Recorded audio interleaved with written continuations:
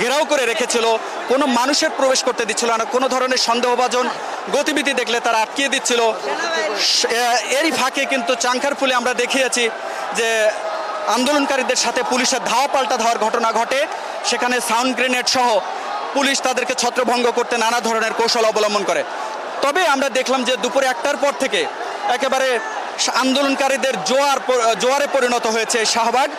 রাজধানী শাহবাগের আশপাশের যে ওভারব্রিজের ছাদ এবং এখানে একটি মনোগ্রাম রয়েছে, সেটির ছাদে এবং জাদুঘরের আশপাশে প্রত্যেকটি সড়কে কিন্তু মানুষের অবস্থান এবং এখানে সেনাবাহিনীর প্রচুর উপস্থিতি রয়েছে। পুলিশেরও উপস্থিতি শাহবাগ মোড়ের চারপাশে নেই, পুলিশ রয়েছে, তবে এই শাহবাগের থেকে বেশ খানিকটা দূরে 1 কিলোমিটার দূরে পুলিশের কাছাকাছি ভিড়তে দেওয়া হয়নি, কারণ আন্দোলনকারীদের পক্ষ থেকে বা পুলিশের সাথে এখানে যেন কোনো ধরনের অপ্রীতিকর ঘটনা না ঘটে, পুলিশ যেন আন্দোলনকারীদের উপরে আর কোনো চড়াও বা কোনো ধরনের তাদের সাথে সংঘর্ষে না জড়ায়, সে বিষয়টি নিশ্চিত করছে সেনাবাহিনী।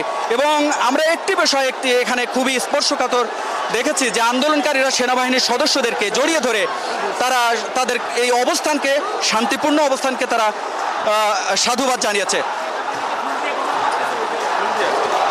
একটু বলে রাখি যে আপনারা জানেন যে ছাত্র আন্দোলনের সূত্রপাত যেটি ঘটেছিল কোটা সংস্কার আন্দোলন, সেই কোটা সংস্কার আন্দোলনকে ঘিরে মূলত ছাত্রদের এই আন্দোলনের সূত্রপাত। সরকারি চাকরিতে মুক্তিযোদ্ধা কোটা, নাতিপুতি কোটা বাতিলের দাবিতে তারা মূলত মেধার ভিত্তিতে নিয়োগের দাবিতে এই আন্দোলন শুরু করে। সেই আন্দোলন ডানা বাঁধতে বাঁধতে আপনারা জানেন দর্শক।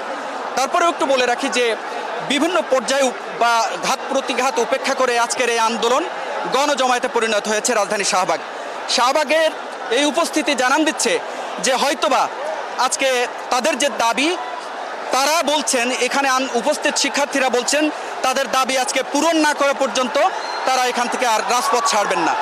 তো এই যখন অবস্থা, তখন এই আশপাশের অবস্থাগুলো যদি একটু বলি যে এখানে কোটা সংস্কার আন্দোলনকারী যারা সমন্বয়কারী ছিলেন, কোটা সমন্বয়কারী থেকে এখন তারা কিন্তু বৈষম্য বিরোধী ছাত্র আন্দোলনে পরিণত হয়েছে।